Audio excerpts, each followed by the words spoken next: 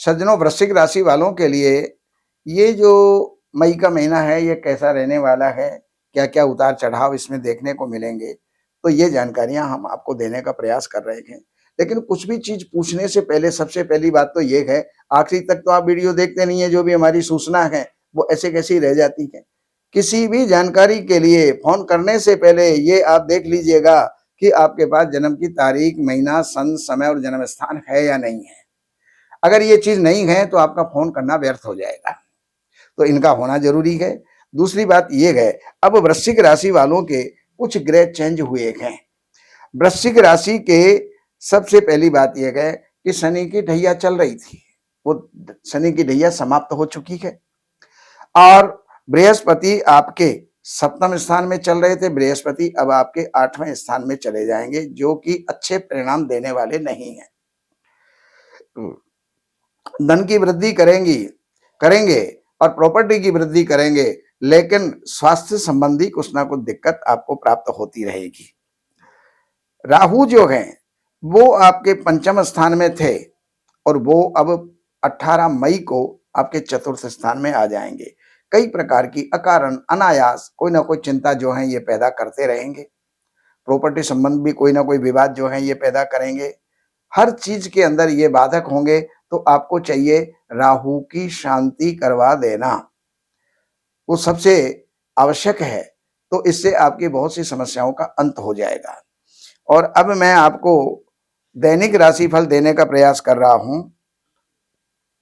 1 और 2 तारीख ये आपके स्वास्थ्य के लिए ठीक नहीं रहेंगी, तो कहीं भी आना जाना या कोई नया कार्य करना उसको जो है आप स्थगित करें, आगे बढ़ाएं। 3, 4, 5, 6, 7, 8, 9, 10 तारीख तक का जो समय है वो आपका बहुत बढ़िया है। इसमें कई रुके हुए कार्य आपके संपन्न होंगे।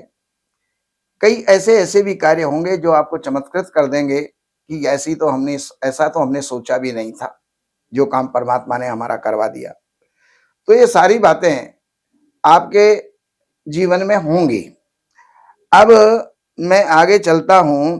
11 और 12 तारीख ये 2 दिन आपको नुकसान दे सकते हैं, इसलिए कहीं कोई इन्वेस्टमेंट या देन लेन इससे आपको बचना चाहिए।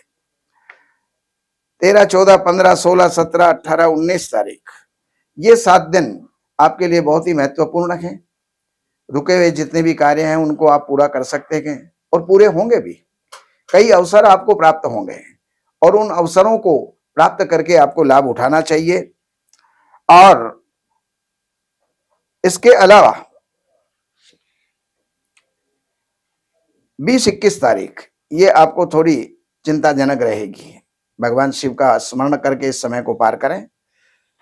22, 23, 24 तारीख पढ़ने वालों के लिए बहुत अच्छा परिणाम देंगी और 25, 26 तारीख में किसी के साथ आपका जो है कोई विवाद हो सकता है, तो अपने व्यवहार को मधुर बनाए रखें। 27, 28 तारीख इसमें साझेदारों के बीच, पति पत्नी के बीच, प्रेमी और प्रेयसी के बीच अच्छे संबंध इस समय पर रहेंगे। बाकी 29, 30 तारीख में स्वास्थ्य आपका ठीक नहीं रहेगा, इसलिए कहीं भी लंबी यात्रा की कोई योजना हो तो उसको स्थगित करें और भगवान शिव की आराधना करें।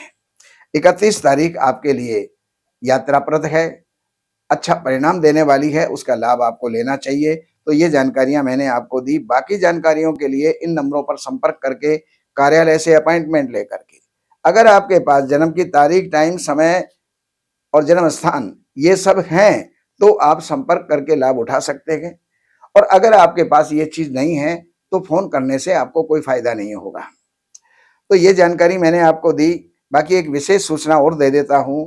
हमारे नमो पूजा के माध्यम से आपके जीवन में किसी भी प्रकार की कोई पूजा है, चाहे 16 संस्कार है, चाहे कोई कथा है, कोई हवन है, कोई शांति है, कोई अनुष्ठान है, ये सब आप हमारे माध्यम से आप उनको संपन्न कर सकते हैं। जहां भी आप रहते हैं दिल्ली एनसीआर में, वो जो है आप हमारे संस्थान में भी करवा सकते हैं और आपके घर व्यापार के ऊपर भी जो है वहां पर आप करवा सकते हैं। और विदेश में रहने वाले हैं या दूर प्रांतों में रहने वाले हैं, तो इन नंबरों पर संपर्क करके और विशेष आगे की जानकारियां आप लेकर के लाभ उठा सकते हैं। ओम नमो नारायणाय।